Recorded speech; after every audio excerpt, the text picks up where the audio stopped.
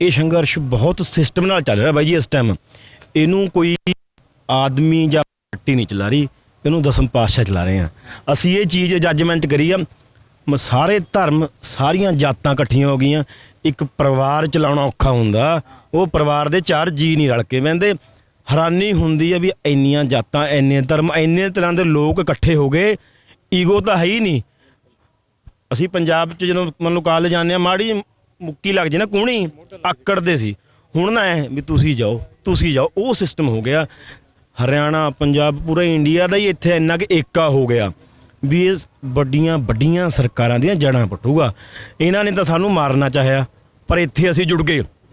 ਹੁਣ ਸਾਡੀ ਇਹੀ ਆ, ਜਥੇਬੰਦੀਆਂ ਸਮਾਜ ਸੇਵੀਆਂ ਸਾਰੇ ਰਲ ਮਿਲ ਕੇ ਪੂਰੀ ਸਲਾਹ ਕਰਕੇ ਪਲੈਨਿੰਗ ਨਾਲ ਚੱਲਾਂਗੇ।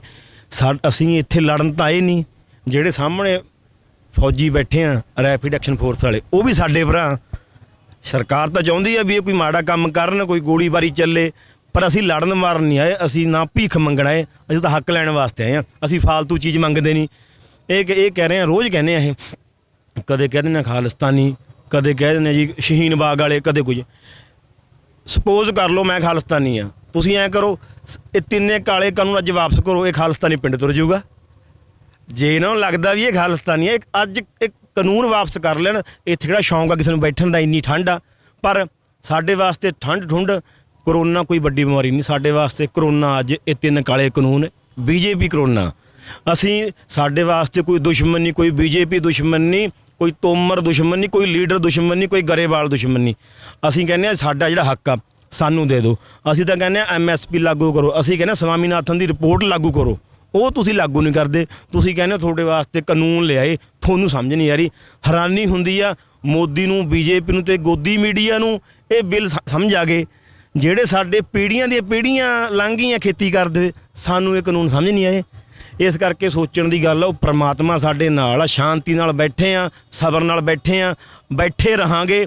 ਇਹ ਭੁਲੇਖਾ ਸਰਕਾਰ ਨੂੰ ਇਹ ਵਗ ਜਾਣਗੇ, ਜਾਂਦੇ ਨਹੀਂ। ਜਿੱਥੇ ਸਾਡੇ ਹੁਣ 40-50 ਤੋਂ ਉੱਪਰ ਸਾਡੇ ਬੀਬੀਆਂ, ਭਰਾ ਤੇ ਬਜ਼ੁਰਗ ਸ਼ਹੀਦ ਹੋ ਗਏ, ਜਿਹੜੇ ਇੰਨੇ ਹੋ ਗਏ, ਹੁਣ ਤਾਂ ਹੁੰਦੇ ਹੀ ਰਹਿਣਗੇ। ਐ ਨਹੀਂ ਜਾਂਦੇ। ਜਿੱਦਣ ਸਰਕਾਰ, ਅਸੀਂ ਇਹ ਨਹੀਂ ਕਹਿੰਦੇ ਸਰਕਾਰ ਝੁਕੇ, ਸਾਡੀ ਕੋਈ ਈਗੋ ਆਗੋ ਨਹੀਂ। ਅਸੀਂ ਤਾਂ ਬੇਨਤੀ ਕਰਦੇ ਹਾਂ ਵੀ ਸਾਨੂੰ ਸਾਡੇ ਹੱਕ, ਜਿਹੜਾ ਸਾਡਾ ਹੱਕ ਬਣਦਾ, ਕਾਨੂੰਨ ਵਾਪਸ ਲੈ ਲਓ। ਅਸੀਂ ਅੱਜ ਆਪਣੇ ਪਿੰਡ ਜਾਣ ਨੂੰ ਤਿਆਰ ਹਾਂ, ਪਰ ਅਸੀਂ ਐਂ ਪਿੰਡ ਜਾਂਦੇ ਨਹੀਂ, ਕਿਉਂਕਿ ਇਹ ਸਾਡੀ ਜ਼ਮੀਰ ਤੇ ਜ਼ਮੀਨ ਤੇ ਸਾਡੀ ਹੋਂਦ ਦਾ ਸਵਾਲ ਆ। ਸਾਡੇ ਕੋਲ ਇਹ ਤੋਂ ਬਿਨਾਂ ਹੋਰ ਕੋਈ ਚਾਰਾ ਹੀ ਨਹੀਂ। ਹੁਣ ਬਜ਼ੁਰਗ ਆ, ਕਿਹਦਾ ਦਿਲ ਕਰਦਾ ਇੱਥੇ ਆਉਣ ਨੂੰ, ਪਰ ਬਜ਼ੁਰਗ ਆਪਣਾ ਘਰ ਛੱਡ ਕੇ ਤਾਂ ਬੈਠੇ ਆ ਵੀ ਸਾਡੇ ਬੱਚੇ, ਅਸੀਂ ਤਾਂ ਬੈਠੇ ਆ ਵੀ ਸਾਡੇ ਆਉਣ ਵਾਲਾ ਫਿਊਚਰ।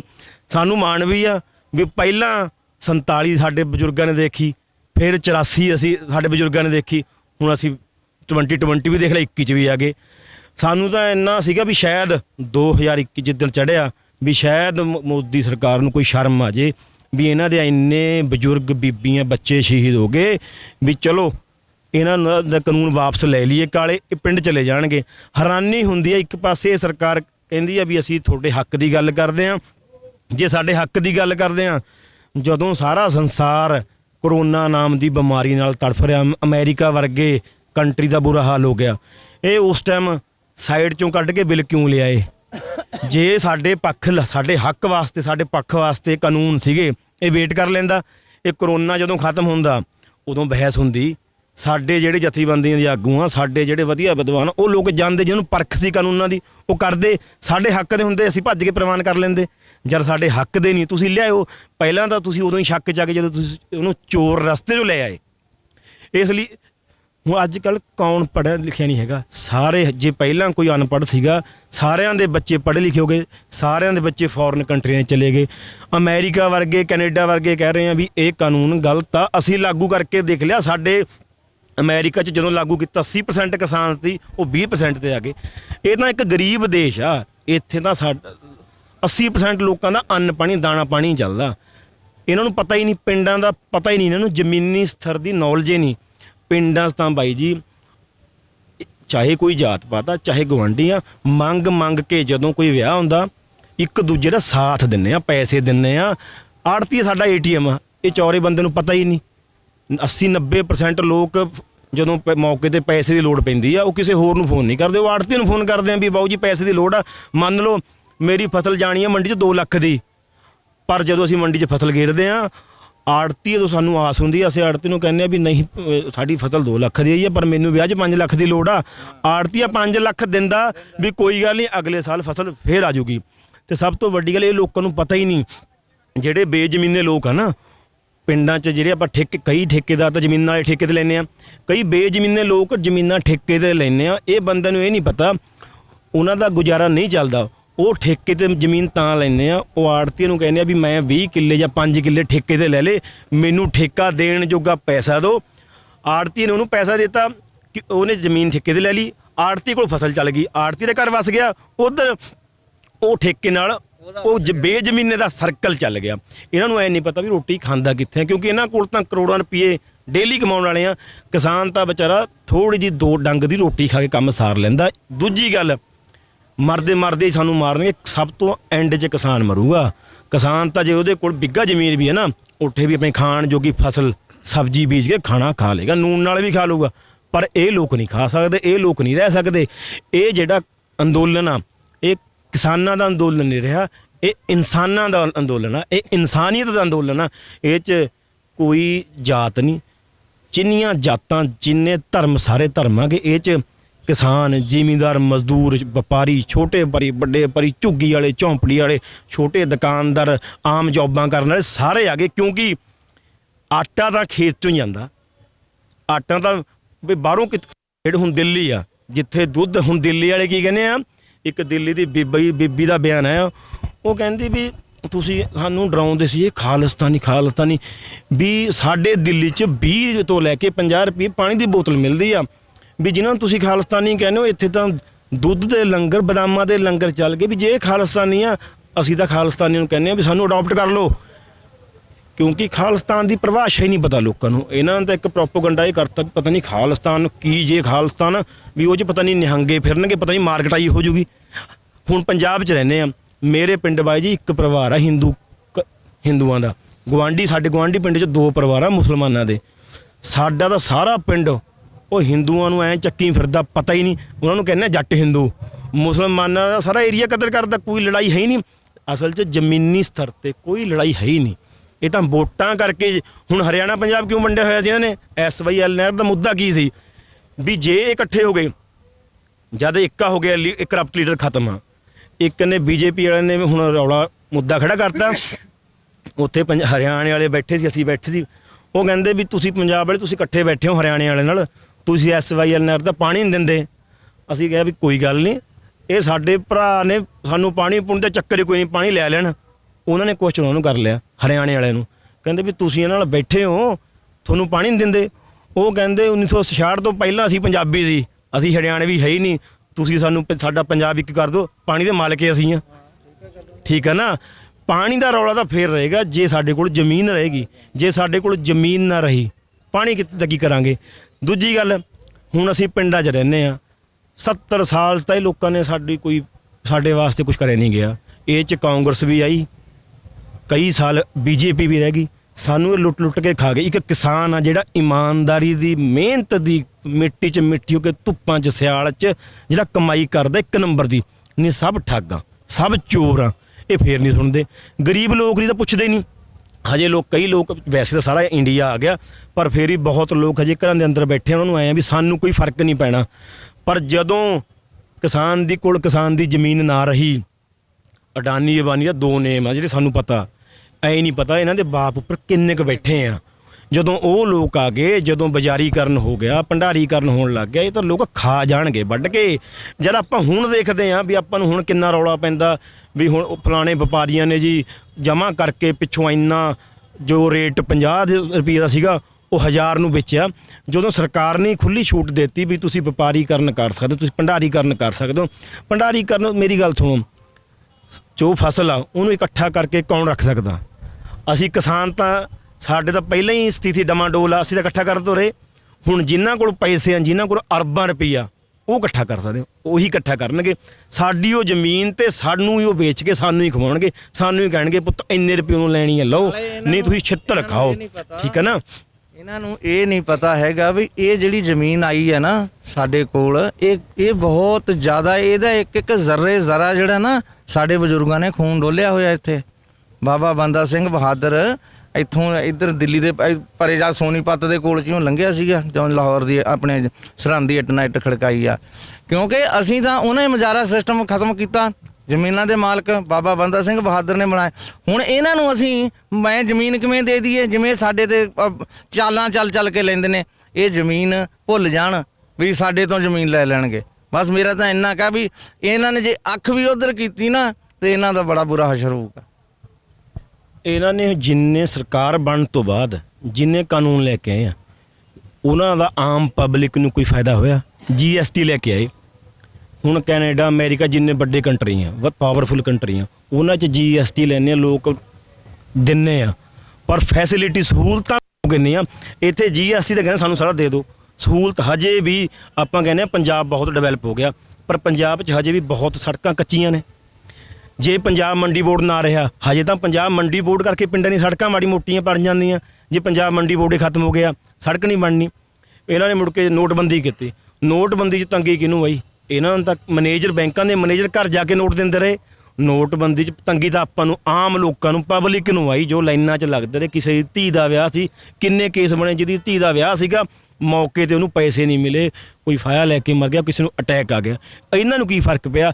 ਨਾਲੇ ਹੁਣ ਤਾਂ ਮੌਕੇ ਦੀ ਐਗਜ਼ਾਮਪਲ ਆ। ਜੇ ਹੁਣ ਸਾਡੇ 50-55 ਸਾਡੇ ਬਾਪੂ, ਸਾਡੀਆਂ ਮਾਵਾਂ, ਸਾਡੀਆਂ ਭੈਣਾਂ ਦੀ ਸ਼ਹੀਦੀ ਹੋ ਗਈ, ਇਹਨਾਂ ਨੂੰ ਇਹ ਮੋਦੀ ਉਹਨਾਂ ਨੂੰ, ਜੇ ਇੰਨੀਆਂ ਸ਼ਹੀਦੀਆਂ ਤੋਂ ਬਾਅਦ ਵੀ ਇਹ ਬੰਦੇ ਮੀਟਿੰਗਾਂ ਤੇ ਮੀਟਿੰਗਾਂ ਕਰ ਰਹੇ ਆ। ਤੇ ਇਹ ਇੱਕ ਪਾਸੇ ਦੇਖੋ, ਇੱਕ ਪਾਸੇ ਮੀਟਿੰਗ ਕਰਦੇ ਆ, ਦੂਜੇ ਪਾਸੇ ਨੈਸ਼ਨਲ ਮੀਡੀਆ, ਗੋਦੀ ਮੀਡੀਆ ਕਹਿੰਦਾ ਇਹ ਖਾਲਿਸਤਾਨੀ ਆ। ਸਗੋਂ ਮੇਰੀ ਤਾਂ ਤੁਹਾਡੇ ਥਰੂ ਸਾਡੇ ਕਿਸਾਨ ਜਥੇਬੰਦੀਆਂ ਦੇ ਆਗੂ ਨੂੰ ਬੇਨਤੀ ਆ ਵੀ ਤੁਸੀਂ ਮੀਟਿੰਗ ਕਰਨ ਤੋਂ ਪਹਿਲਾਂ ਉਹਨਾਂ ਮੂਹਰੇ ਸ਼ਰਤ ਰੱਖੋ ਵੀ ਮੀਟਿੰਗ ਤਾਂ ਹੋਊਗੀ, ਪਹਿਲਾਂ ਤੁਹਾਡਾ ਨੈਸ਼ਨਲ ਮੀਡੀਆ ਬਕਵਾਸ ਕਰਨੀ ਬੰਦ ਕਰੇ। ਜੇ ਅਸੀਂ ਖਾਲਿਸਤਾਨੀ ਆ ਫਿਰ ਸਾਡੇ ਨਾਲ ਮੀਟਿੰਗ ਕਿਉਂ ਕਰਦੇ ਹੋ? ਜੇ ਅਸੀਂ ਖਾਲਿਸਤਾਨੀ ਆ, ਸਾਡੇ ਨਾਲ ਮੀਟਿੰਗ ਕਰਨੀ ਬੰਦ ਕਰੋ। ਜੇ ਤੁਸੀਂ ਕਹਿੰਦੇ ਹੋ, ਇੱਕ ਪਾਸੇ ਤਾਂ ਕਹਿੰਦੇ ਹੋ ਤੁਸੀਂ ਖਾਲਿਸਤਾਨੀ ਆ, ਦੂਜੇ ਪਾਸੇ ਰਾਜਨਾਥ ਤੋਂ ਬਿਆਨ ਦਿਵਾਉਂਦੇ ਆ ਵੀ ਨਹੀਂ ਇनको ਖਾਲਿਸਤਾਨ ਮਤ ਬੋਲੋ, ਜੇ ਦੇਸ਼ ਦਾ ਕਿਸਾਨ ਹੈ। ਪਹਿਲਾਂ ਤੁਸੀਂ ਤੁਹਾਡੀ ਪਾਰਟੀ ਦਾ ਇੱਕ ਸਟੈਂਡ ਕਰ ਲਓ, ਇੱਕ ਸਟੈਂਡ ਤੇ ਖੜ ਜਾਓ। ਤੁਸੀਂ ਜਾਂ ਤਾਂ ਸਾਨੂੰ ਐਂ ਕਹੋ ਵੀ ਹਾਂ ਇਹ ਕਿਸਾਨ ਆ, ਸਾਡੇ ਨਾਲ ਮੀਟਿੰਗ ਕਰੋ। ਹੁਣ ਮੀਟਿੰਗਾਂ ਕਿਉਂ ਕਰਦੇ ਆ? ਕਿਉਂਕਿ ਇਹਨਾਂ ਨੂੰ ਪਤਾ, ਹੁਣ ਇਹ ਕਹਿੰਦੇ ਜਿੱਦਣ ਵੀ 2 ਕਾਨੂੰਨ ਹਮਨੇ ਵਾਪਸ ਲੈ ਲਈਏ। ਉਹ ਕਾਨੂੰਨ ਕਾਹਦੇ ਵਾਪਸ ਲਏ ਆ? ਹਜੇ ਬਿਜਲੀ ਤਾਂ ਆਉਣਾ ਸੀ, ਬਿਜਲੀ ਦਾ ਆਉਣਾ ਸੀ, ਇਹ ਪਰਾਲੀ ਦਾ ਕਹਿੰਦੇ ਆ। ਅਸੀਂ ਪੜ੍ਹੇ ਲਿਖੇ ਆ ਸਾਰੇ, ਅਸੀਂ ਮੰਨਦੇ ਹਾਂ ਪਰਾਲੀ ਫੂਕਣ ਨਾਲ ਪੋਲਿਊਸ਼ਨ ਹੁੰਦਾ, ਪਰ ਸਾਡੀ ਸਰਕਾਰ ਨੂੰ ਬੇਨਤੀ ਆ ਵੀ ਐਂ ਕਰੋ, ਅਸੀਂ ਪਰਾਲੀ ਨਹੀਂ ਫੂਕਦੇ, ਸਾਡੀ ਪਰਾਲੀ ਤੁਸੀਂ ਚੱਕ ਲੈ ਜਾ ਕਰੋ। ਸਰਕਾਰ ਸਾਡੀ ਪਰਾਲੀ ਲੈ ਜਾਏ, ਉਹ ਜਿੱਥੇ ਮਰਜ਼ੀ ਵੇਚੇ, ਪੈਸੇ ਪਰਾਲੀ ਦੇ ਸਰਕਾਰ ਕਮਾ ਲੇ, ਜਾਂ ਸਾਨੂੰ ਕੋਈ ਹਿੱਲਾ ਦੇ। ਜਿਹੜੀ ਸਰਕਾਰ ਅਸੀਂ ਚੁਣਦੇ ਆ ਉਹਦਾ ਹੱਕ ਬਣਦਾ ਨਾ, ਉਹਨੂੰ ਆਪਾਂ ਚੁਣਦੇ ਆ ਵੀ ਇਹ ਨੀਤੀਆਂ ਕੱਢਣ, ਇਹ ਕਾਨੂੰਨ ਲਾਗੂ ਕਰਨ, ਇਹ ਸਹੀ ਸਾਡੇ ਪੱਖ ਦੇ ਕਾਨੂੰਨ ਲੈ ਕੇ ਆਉਣ। ਜੇ ਸਰਕਾਰ ਸਾਨੂੰ ਕਹਿੰਦੀ ਹੈ ਪਰਾਲੀ ਤੁਸੀਂ ਫੂਕਦੇ ਹੋ, ਇਹਦੇ ਨਾਲ ਪੋਲਿਊਸ਼ਨ ਹੁੰਦਾ, ਠੀਕ ਆ, ਅਸੀਂ ਇਹਦੇ ਨਾਲ ਪੋਲਿਊਸ਼ਨ ਹੁੰਦਾ, ਅਸੀਂ ਪਰਾਲੀ ਨਹੀਂ ਫੂਕਦੇ, ਸਾਡੀ ਪਰਾਲੀ ਤੁਸੀਂ ਲੈ ਜਾਓ। ਇਹ ਕਹਿੰਦੇ ਆ ਜੀ ਫਲਾਣੇ ਕਲਟੀਵੇਟਰ ਆ ਗਏ ਜੀ, ਫਲਾਣਾ ਸਪਰੇਅ ਆ ਗਿਆ ਜੀ, ਉਹਦੇ ਨਾਲ ਫੁੱਕ ਜਾਂਦੀ ਆ। ਤੁਸੀਂ ਆ ਕੇ ਦੇਖੋ, ਇਹ ਕੋਈ ਵੱਡੇ ਤੋਂ ਵੱਡਾ ਟਰੈਕਟਰ ਲਿਆ ਕੇ ਦੇਖੋ ਵੀ ਪਰਾਲੀ ਫੁੱਕਦੀ ਆ ਜਾਂ ਪਰਾਲੀ ਵਾਹੀ ਜਾਂਦੀ ਆ। ਪਿੰਡਾਂ 'ਚ ਬਾਈ ਜੀ ਲੋਕਾਂ ਦਾ ਇਹੋ ਜਿਹਾ ਹਾਲ ਆ, ਉਹ ਤਾਂ ਵਿਚਾਰੇ ਬਹਾਈ ਠੇਕੇ ਤੇ ਕਰਦੇ ਆ, ਤੇਲ ਪਵਾ ਕੇ। ਉਹ ਕਿੱਥੋਂ, ਉਹ 5-7 ਹਜ਼ਾਰ ਦਾ ਡੀਜ਼ਲ ਕਿੱਥੋਂ ਫੂਕ ਕੇ ਕਰ ਲੈਣਗੇ? ਅਸੀਂ ਤਾਂ ਸਰਕਾਰ ਨੂੰ ਬੇਨਤੀ ਕਰਦੇ ਆ ਵੀ ਇਹ ਪਰਾਲੀ ਤਾਂ ਤੁਸੀਂ ਆਪ ਸਾਂਭ ਲਓ, ਇਹ ਕਾਨੂੰਨ ਵਾਪਸ ਨਹੀਂ। ਸਾਡੇ ਦਾ ਜਿਹੜੇ 3 ਕਾਨੂੰਨ ਆ, ਜੜ ਤਾਂ 3 ਆ। ਜੇ ਤੁਸੀਂ ਕਿਸੇ ਭੰਬਲ ਭੂਸੇ 'ਚ ਸਾਨੂੰ ਪਾਉਣ ਦੀ ਕੋਸ਼ਿਸ਼ ਕਰੋਗੇ, ਉਹ ਨਹੀਂ। ਅੱਛਾ ਹੋਰ ਆ, ਜਦੋਂ ਸਟਾਰਟਿੰਗ 'ਚ ਆਏ ਸ਼ਾਇਦ ਜਥੇਬੰਦੀਆਂ ਕਿਤੇ ਨਾ ਕਿਤੇ ਮੰਨ ਜਾਂਦੀਆਂ, ਪਰ ਇੱਥੇ ਆ ਕੇ ਜਥੇਬੰਦੀਆਂ ਤੋਂ ਸਾਰੀ ਗੇਮ ਬਾਹਰ ਹੋ ਗਈ। ਹੁਣ ਜਿਹੜੇ ਲੋਕ ਬੈਠੇ ਆ ਨਾ, ਦੇਖੋ ਜਥੇਬੰਦੀਆਂ ਦਾ ਬਹੁਤ ਹੱਥ ਆ ਸਾਨੂੰ ਇੱਥੇ ਲੈ ਕੇ ਆਉਣ 'ਚ, ਬਹੁਤ ਵਧੀਆ ਕੰਮ ਕਰਿਆ ਜਥੇਬੰਦੀਆਂ ਦਾ ਜਾਂ ਜਿਹੜੇ ਹੋਰ ਆਗੂ ਆ ਇੱਥੇ। ਪਰ ਇੱਥੇ ਹਜ਼ਾਰਾਂ ਲੱਖਾਂ ਲੋਕ ਬਿਨਾਂ ਜਥੇਬੰਦੀਆਂ ਤੋਂ ਵੀ ਆਏ ਹੋਏ ਨੇ। ਹੁਣ ਗੱਲ ਜਥੇਬੰਦੀਆਂ ਦੇ ਬਾਹਰ ਦੀ ਆ। ਜੇ ਮਤਲਬ ਚਲੋ ਕਹਿਣੀ ਨਹੀਂ, ਕਿਉਂਕਿ ਹੁਣ ਤਾਂ ਵਿਕਣ ਦਾ ਸਵਾਲ ਹੀ ਕੋਈ ਨਹੀਂ, ਪਰ ਜਥੇਬੰਦੀਆਂ ਦੇ ਅੱਗ ਨੂੰ ਇਹ ਪਤਾ ਵੀ ਜੇ ਕੋਈ ਵਿਕ ਗਿਆ, ਪੰਜਾਬ ਵੜਨ ਨਹੀਂ ਦਿੰਦੇ, ਇੱਥੇ ਹੀ ਮਾਰ ਕੇ ਜਾਵਾਂਗੇ। ਕਿਉਂਕਿ ਸਾਡੀ ਜ਼ਮੀਨ ਦਾ ਰੌਲਾ, ਸਾਡੇ ਜ਼ਮੀਰ ਦਾ ਰੌਲਾ, ਸਾਡੇ ਪੱਲੇ ਜ਼ਮੀਨ ਤੋਂ ਬਿਨਾਂ ਕੱਖ ਨਹੀਂ। ਜੇ ਸਾਨੂੰ ਆਪਣੀ ਜ਼ਮੀਨ ਤੇ ਆਪਣੀ ਫਸਲ ਬੀਜਣ ਦਾ ਹੱਕ ਨਹੀਂ, ਸਾਨੂੰ ਪਾਣੀ ਲਾਉਣ ਦਾ ਹੱਕ ਨਹੀਂ। ਇੱਕ ਇਹੋ ਜਿਹੇ ਕਾਨੂੰਨ ਲੈ ਕੇ ਆ ਰਹੇ, ਕਹਿੰਦੇ ਜੇ ਤੁਹਾਡੇ ਕੋਲ ਕਿੰਨੀਆਂ ਮੱਝਾਂ ਮੀਟਰ ਲਾਵਾਂਗੇ ਉਸ ਹਿਸਾਬ ਨਾਲ ਤੁਸੀਂ ਉਹਨੂੰ ਪਾਣੀ ਕਿਵੇਂ ਨਲਾਵੋਗੇ। ਜੇ ਸਾਡੇ ਕੋਲ ਇਹ ਹੱਕ ਵੀ ਖੋਲਿਆ, ਇਹ ਤਾਂ ਸਾਨੂੰ ਪਰਮਾਤਮਾ ਨੇ ਬਖਸ਼ਿਆ, ਇਹ ਤਾਂ ਸਾਡੇ ਖੂਨ ਦੇ ਨਾਲ ਸਾਨੂੰ ਹੱਕ ਮਿਲਿਆ। ਦੂਜੀ ਗੱਲ, ਇਹ ਰੌਲਾ ਹੁਣ ਇਕੱਲੇ ਸਿੱਖੀ ਦਾ ਨਹੀਂ ਰਹਿ ਗਿਆ। ਇਹ ਮੈਂ ਤੁਹਾਡੇ ਥਾਈਂ ਕਹਿਣਾ ਚਾਹੁੰਦਾ ਕਿਉਂਕਿ ਜੇ ਮੈਂ ਇਹ ਕਹਾਂ ਨਾ ਵੀ ਅਸੀਂ ਸਿੱਖ ਆ ਗਏ ਜਾਂ ਅਸੀਂ ਜੱਟ ਆ ਗਏ, ਉਹਦੇ ਨਾਲ ਦੂਜਿਆਂ ਨੂੰ ਫਰਕ ਪੈਂਦਾ। ਹੁਣ ਤਾਂ ਸਾਰੇ ਇਕੱਠੇ ਹੋ ਗਏ, ਅਸੀਂ ਪੰਜਾਬੀ ਤੁਰੇ ਅਸੀਂ ਸੀ, ਪਰ ਸਾਡੇ ਨਾਲ ਸਾਡਾ ਭਰਾ ਹਰਿਆਣਾ, ਪੂਰੇ ਇੰਡੀਆ ਦੇ ਲੋਕ ਰਲ ਗਏ। ਹੁਣ ਇਹ ਇਕੱਲੇ ਪੰਜਾਬ ਦਾ ਨਹੀਂ, ਹੁਣ ਤਾਂ ਪੂਰੇ ਇੰਡੀਆ ਦਾ ਸੰਘਰਸ਼ ਬਣ ਗਿਆ ਤੇ ਪੂਰਾ ਵਰਲਡ ਇਹਨੂੰ ਵਾਚ ਕਰ ਰਿਹਾ, ਦੁਨੀਆ ਦੇਖ ਰਹੀ ਆ ਤੇ ਦੁਨੀਆ ਹੱਸ ਰਹੀ ਆ ਇਹ ਸਰਕਾਰ ਤੇ ਵੀ ਇਹ ਸਰਕਾਰ ਕਿੱਡੀ ਬੇਵਕੂਫ ਸਰਕਾਰ ਆ ਵੀ ਇੰਨੀ ਠੰਡ 'ਚ, ਪਹਿਲਾਂ ਗਰਮੀ 'ਚ ਹੁਣ ਠੰਡ 'ਚ, ਇਹੋ ਜਿਹੇ ਮੌਸਮ 'ਚ ਡੇਲੀ ਇੱਕ ਰੇਸ਼ੋ ਆ ਜਿੰਨੇ ਦਿਨ ਹੋ ਗਏ ਉਹਦੇ ਅਕੋਰਡਿੰਗ 2-3 ਬੰਦੇ ਡੇਲੀ ਡੈਥਾਂ ਹੋ ਰਹੀਆਂ। ਪਰ ਸਰਕਾਰ ਨੂੰ, ਜੇ ਸਰਕਾਰ ਸਾਡੀ ਹੁੰਦੀ, ਮੈਨੂੰ ਤਾਂ ਐਂ ਫੀਲ ਹੁੰਦਾ ਕਦੇ ਕਦੇ ਵੀ ਸੱਚੀਓ ਇਹ ਸਰਕਾਰ EVM ਦੀ ਬਣੀ ਆ। ਕਿਉਂਕਿ ਜੇ ਕੋਈ ਨਾ ਬੰਦਾ ਗੰਦੇ ਤੋਂ ਗੰਦਾ ਬੰਦਾ ਵੀ ਹੋਵੇ, ਉਹਨੂੰ ਵੋਟਾਂ ਪਾਈਆਂ ਹੁਣ ਲੋਕਾਂ ਨੇ, ਉਹਨੂੰ ਕਿਤੇ ਨਾ ਕਿਤੇ ਉਹ 'ਚ ਜ਼ਮੀਰ ਹੁੰਦੀ ਹੈ ਵੀ ਚੱਲ ਯਾਰ ਜੇ 50 ਨੇ ਪਾਣੇ 20 ਨੇ ਤਾਂ ਮੈਨੂੰ ਵੋਟਾਂ ਪਾਈਆਂ ਹੋਣੀਆਂ। ਪਰ ਜਿਵੇਂ ਇਹਦਾ ਅੜੀਅਲ ਰਵੱਈਆ ਇਹ ਦੇਖ ਕੇ ਲੱਗਦਾ ਵੀ ਸ਼ਾਇਦ ਇਹ ਸਰਕਾਰ EVM ਦੀ ਹੋਵੇ। ਦੂਜੀ ਗੱਲ, ਕਈ ਕਹਿ ਦਿੰਦੇ ਕਾਂਗਰਸੀਆਂ, ਐਸੀ ਦੀ ਤੈਸੀ ਕਾਂਗਰਸ ਦੀ, ਐਸੀ ਦੀ ਤੈਸੀ BJP ਦੀ, ਐਸੀ ਦੀ ਤੈਸੀ ਅਕਾਲੀਆਂ ਦੀ। ਸਾਨੂੰ ਸਰਕਾਰ ਸਰਕੂਰ ਨਾਲ ਕੋਈ ਲਿੰਕ ਨਹੀਂ। ਅੱਜ ਜਿਹੜੀ ਪਾਰਟੀ ਦਾ MLA MP ਸਾਡੇ ਵਿੱਚ ਆ ਕੇ ਬੈਠੇਗਾ, ਉਹ ਸਾਡਾ ਕਿਤੇ ਹੋਰ ਬਹਿ ਕੇ ਵਾਟਰਪ੍ਰੂਫ ਸਿਸਟਮ ਲਾ ਕੇ ਉੱਥੇ ਗੀਜ਼ਰ ਹੀਟਰ ਲਾ ਕੇ ਉੱਥੇ ਬਹਿਣ, ਉੱਥੇ ਨਹੀਂ। ਸਾਡਾ MLA, ਸਾਡਾ MP, ਸਾਡਾ ਹਲਕਾ ਇੰਚਾਰਜ ਉਹ ਆ ਜਿਹੜਾ ਅੱਜ ਸਾਡੇ ਵਿੱਚ ਆ ਕੇ ਬੈਠੇ। ਸਟੇਜ ਤੇ ਨਾ ਬੋਲੋ, ਕੀ ਗੱਲ ਬਿਨਾਂ ਮਾਈਕ ਤੋਂ ਤੁਹਾਡੀ એનર્ਜੀ ਖਤਮ ਹੁੰਦੀ ਆ। ਲੀਡਰ ਨੂੰ ਬੇਨਤੀ ਆ ਸਾਰਿਆਂ ਨੂੰ, ਚਾਹੇ ਕਾਂਗਰਸੀ ਆ ਚਾਹੇ ਅਕਾਲੀ ਦਲ ਦੇ ਆ, ਸਾਨੂੰ ਆਪਣਾ ਪਾਰਟੀ ਦਾ ਝੰਡਾ ਛੱਡ ਕੇ ਸਾਡੇ ਵਿੱਚ ਆ ਕੇ ਇੱਥੇ ਬੈਠੋ। ਕੁੰਡਲੀ ਬਾਰਡਰ ਤੇ ਸਿੰਘੂ ਬਾਰਡਰ, ਟਿੱਕਰੀ ਬਾਰਡਰ ਤੇ ਲੋਕਾਂ ਦੇ ਵਿੱਚ ਬੈਠੋ। ਜੇ ਤੁਸੀਂ ਜਾ ਕੇ ਸਾਈਡ 'ਚ ਬੈਠੋਗੇ ਵੀ ਅਸੀਂ ਤਾਂ ਉੱਥੇ ਬਹਿ ਗਏ ਜੀ, ਉਹਦੇ ਨਾਲ ਸਭ ਸਿਆਣੇ ਆ, ਸਭ ਨੂੰ ਸਮਝ ਆਊਗੀ ਐ ਕਿਸੇ ਦਾ।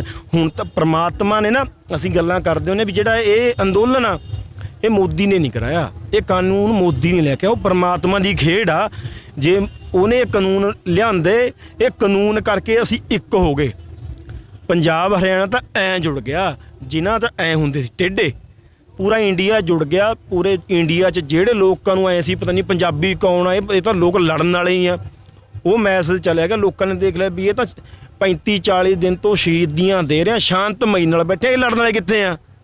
ਹਾਂ, ਜਦੋਂ ਪਾਣੀ ਸਿਰ ਤੋਂ ਲੰਘ ਜੇ ਫੇਰ ਛੱਡਦੇ ਨਹੀਂ, ਫੇਰ ਅਸੀਂ ਨਹੀਂ, ਸਾਡੇ ਖੂਨ 'ਚ, ਚਾਹੇ ਕਹਿੰਦੇ ਨਹੀਂ ਵੀ ਇੱਕ ਬਾਪ ਦੇ ਪੁੱਤ ਹੁੰਦੇ ਆ, ਇੱਕ ਨਲਾਇਕ ਹੁੰਦਾ, ਇੱਕ ਇੰਟੈਲੀਜੈਂਟ।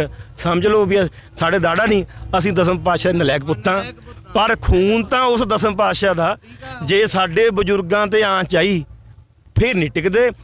ਬਜ਼ੁਰਗਾਂ ਦੇ ਸਹਿਯੋਗ ਨਾਲ ਸਾਡਾ ਜੋਸ਼, ਇਹਨਾਂ ਦਾ ਹੋਸ਼, ਜਿਵੇਂ ਲੀਹ ਦੇ ਤੋਰਨਗੇ ਉਵੇਂ ਤੁਰਾਂਗੇ। ਪਰ ਹੁਣ ਕੱਲ੍ਹ ਅਸੀਂ ਉੱਥੇ ਫੌਜੀਆਂ ਕੋਲ ਖੜੇ ਸੀ, ਰੈਪਿਡ ਐਕਸ਼ਨ ਫੋਰਸ ਵਾਲਿਆਂ ਕੋਲ 5 ਸੀ। 4 ਕਹਿੰਦੇ भाई हम तो किसान हैं, अगर हम यहाँ इस वर्दी में ना होते तो हम आपके बीच में होते। तो ਜਿਹੜਾ 5ਵਾਂ ਸੀ ਉਹ ਕਿਸੇ ਹੋਰ ਸਟੇਟ ਦਾ ਸੀ। ਉਹ ਉੱਲੂ ਕਹਿੰਦਾ ਬਾਕੀ तो ठीक है, ये बताओ फंडिंग कहाँ से आ रही है। मैं कहा हाँ, ਸਾਨੂੰ ਫੰਡਿੰਗ ਬਹੁਤ ਵੱਡੇ ਲੈਵਲ ਤੇ ਹੁੰਦੀ ਆ, ਸਾਨੂੰ ਫੰਡਿੰਗ ਸਾਡਾ ਬਾਬਾ ਨਾਨਕ ਕਰਦਾ।